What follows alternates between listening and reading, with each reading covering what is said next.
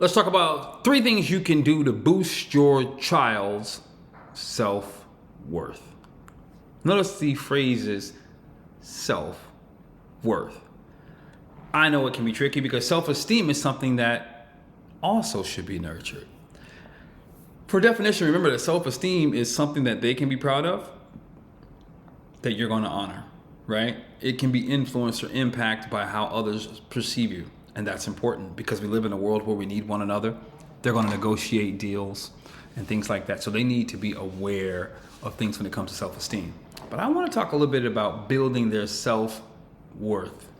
That's something that comes from within them solely, not dependent upon what you think, not depending upon what their friends think, not dependent upon what the world thinks, what they think. So number one of the things that you need to do is always have good conversation with them that reaffirms who they are based on what they've done. Now, that sounds like it could be twisted from the outside, but as a parent, your job is to help them identify wins in their life. Help them identify their uniqueness in life.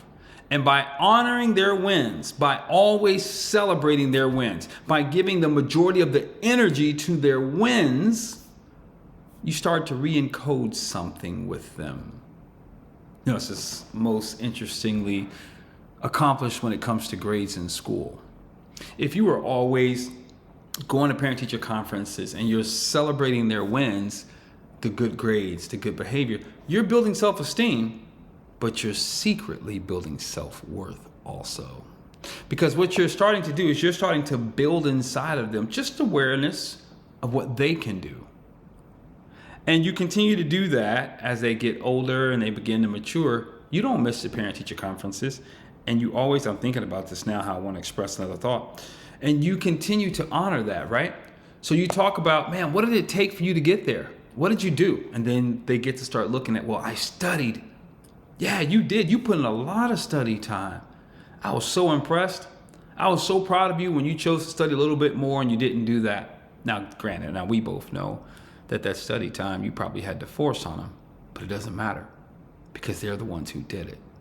So you go find out, oh yeah, you studied for that test. You have been preparing, you've been reading, and you highlight these good things that they've done that's improved the quality of their life. But make sure you know it was their effort that did it. That's the secret. Identifying their effort, their focus, their time, their practice. So as you honor them that way, by acknowledging the good that they've done, that's going to begin to build self-worth. Remember, it's the details that count. That's number one. Number two, when they mess up and they're not successful, that is one of the most beautiful times to check in with your child. I'll give you an example of how I did with mine. If they didn't get an A, my only question was, okay, so why not? Find out why you didn't. Go get the answer for that. Okay, great. Now you prepare for the next time around. You see, what I was doing secretly is teaching them how to troubleshoot for themselves. I didn't judge it. I wasn't upset. And if it was a B wasn't good enough. Not because a B wasn't good enough. Don't misunderstand me. But rather, why didn't you get an A? Why didn't the best outcome that you set out for show up? I wanted them to discover absences in their practices that impacted their outcomes. Why? Because if they are starting to become aware of their practices, they can make adjustments.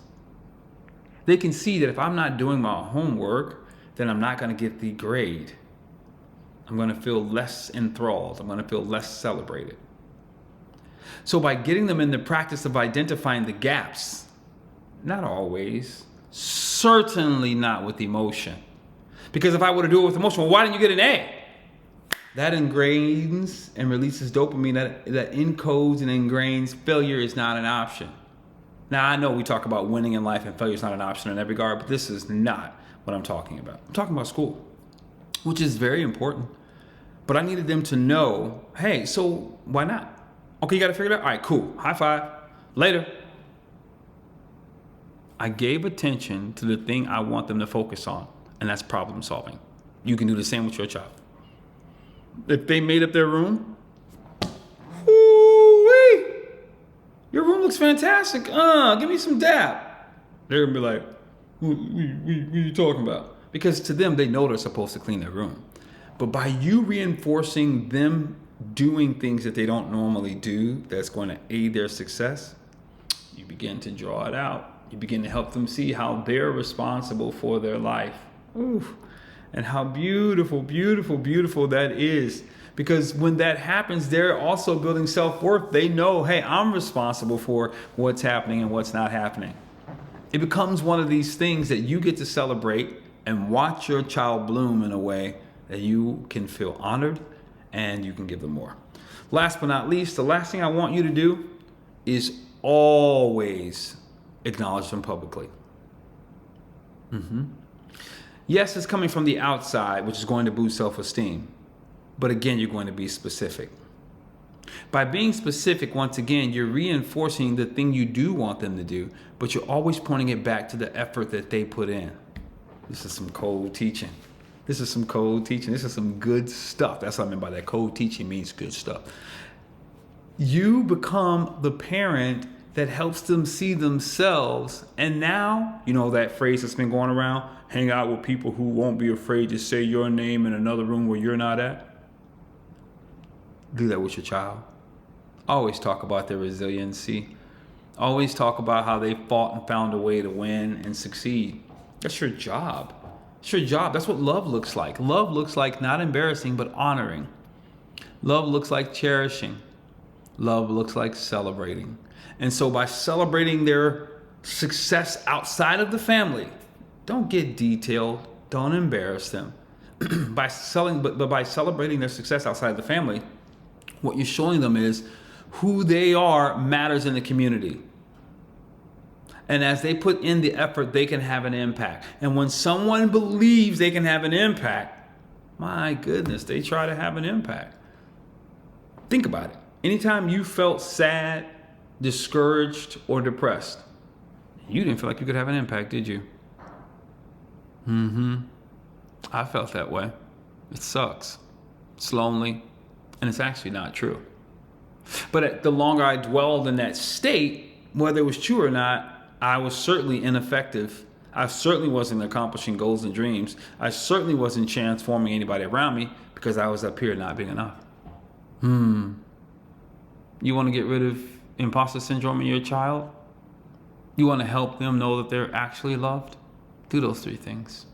Can't wait to hear your comments below about how it's been working for you, the ones that stood out, and maybe some suggestions of the things you think would work. This is Marquise Martin Hayes. Join my free VIP group where we talk about all things human spirit, and empowering each other to grow, to expand so that you are seen and you are heard in this lifetime. The link is below. Click it. Meanwhile, also subscribe so you know when new videos come out. Share it, like, comment with people that you love. Thank you.